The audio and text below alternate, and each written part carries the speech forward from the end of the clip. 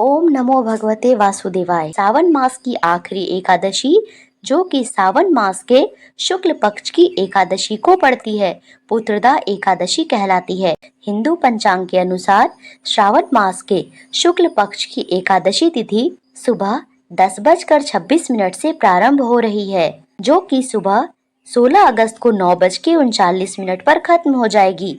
उदया तिथि के कारण एकादशी व्रत 16 अगस्त को रखा जाएगा। इस व्रत का पारण 17 अगस्त को 5:49 से 8:05 के बीच में कर सकते हैं। इस वीडियो में मैं आपको सुना रही हूँ सावन पुत्रदा एकादशी की पौराणिक व्रत कथा। एकादशी का व्रत सुनने से पहले और सुनने के बाद राधे राधे जरूर बोलना चाहिए, इसीलिए कमेंट में राधे राधे लिखना ना भूलें। तो लक्ष्मी नारायण का ध्यान करते हुए एकादशी कथा को सुनते हैं। श्री युधिष्ठिर के आग्रह पर स्वयं भगवान श्री कृष्ण ने इस कथा को सुनाया था। युधिष्ठिर कहने लगे कि हे भगवान, श्रावण शुक्ल एकादशी का क्या नाम है? इस व्रत करने की विधि और इसके महात्म कृपा करके कहिए। मधुसूदन कहने लगे, हे युधिष्ठिर, इस एकादशी का नाम पुत्रदा एकादशी है और इसके सुनने मात्र से वाजपेयी यज्ञ का फल मिलता है और संतान पे कोई भी मुसीबत नहीं आती है।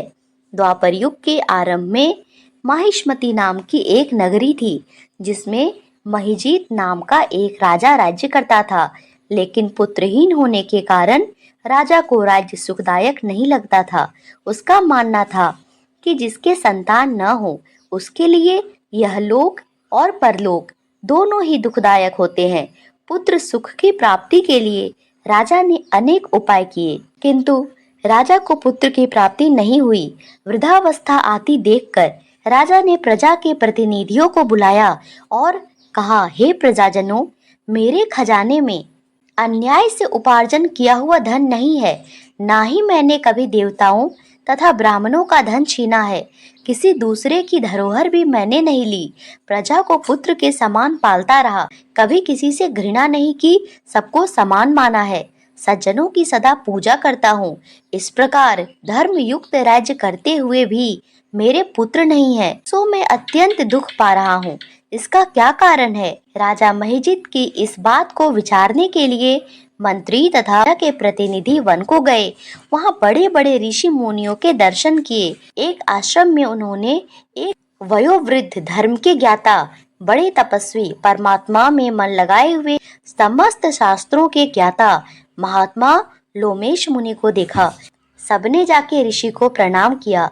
उन लोगों को देखकर मुनि ने पूछा, आप लोग किस कारण से आए हैं? निसंदेह मैं आप लोगों का हित करूंगा। लोमश ऋषि के ऐसे वचन सुनकर वे लोग बोले, हे महर्षि, महिष्मती पुरी का धर्मात्मा राजा महिजीत प्रजा का पुत्र के समान पालन करता है, फिर भी वह पुत्रहीन होने के कारण दुखी है। उन लोगों ने आगे कहा कि हम लोग उसकी प्रजा हैं, अतः उसके दुख से हम भी दुखी हैं। आपके दर्शन से हमें पूर्ण विश्वास है कि हमारा यह संकट अवश्य दूर हो जाएगा। अब आप कृपा करके राजा के पुत्र होने का उपाय बतलाएं।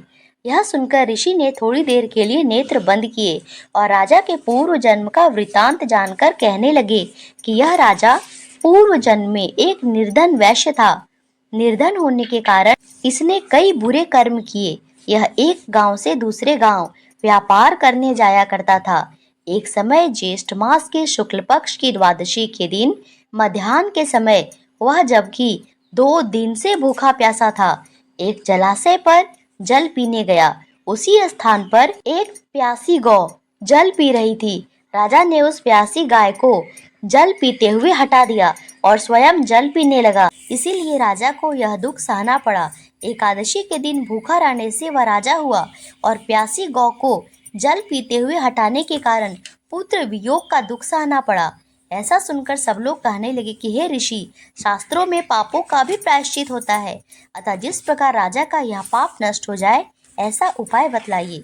लोमश मुनि कहने लगे, श्रावण शुक्ल पक्ष की एकादशी को, जिसे पुत्रदा एकादशी भी कहते हैं, अगर राजा यह व्रत करे और रात्रि को जागरण करे तो इससे राजा का यह पूर्व जन्म का पाप नष्ट हो जाएगा, साथ ही राजा को पुत्र की अवश्य प्राप्ति होगी। ऐसे वचन सुनकर मंत्री सहित सारी प्रजा नगर को लौट आई और जब सावन शुक्ल एकादशी आई तो ऋषि के आज्ञा अनुसार राजा ने एकादशी व्रत विधान से किया और रात्रि में जागरण भी किया। इसके पुण्य का फल राजा को मिला। व्रत के प्रभाव से रानी ने गर्भ धारण किया और एक बड़ा तेजस्वी पुत्र उत्पन्न हुआ। इसीलिए हे राजन, इस श्रावण शुक्ल एकादशी का नाम पुत्रदा एकादशी पड़ा। अतः संतान सुख की इच्छा हासिल करने वाले इस व्रत को अवश्य करें। इसके महात्म को सुनने से मनुष्य सब पापों से मुक्त हो जाता है और इस लोक में संतान सुख भोग कर परलोक में स्वर्ग को प्राप्त होता है। हे पांडु पुत्र, जो भी मनुष्य पुत्र की इच्छा रखने वाले होते हैं, श्रावण मास के इस एकादशी को विधि विधान के साथ भगवान विष्णु की पूजा अर्चना करनी चाहिए, उन्हें प्रसन्न करना चाहिए, एकादशी का व्रत करना चाहिए और इस व्रत के प्रभाव से इस लोक में सुख, परलोक में स्वर्ग की प्राप्ति होती है। मैं तुम्हें सावन पुत्रदा एकादशी की विधि भी बताता हूँ, इसे ध्यान पूर्वक सुनो। पुत्रदा एकादशी के दिन सुबह सूर्योदय के समय नहाकर भगवान विष्णु को गंगा जल से स्नान कराएं और भोग लगाएं। भोग में तुलसी दल का होना अति आवश्यक है। ओम नमो भगवते वासुदेवाय मंत्र का जाप करना चाहिए। इस दिन अन्न किसी भी समय नहीं खाना चाहिए।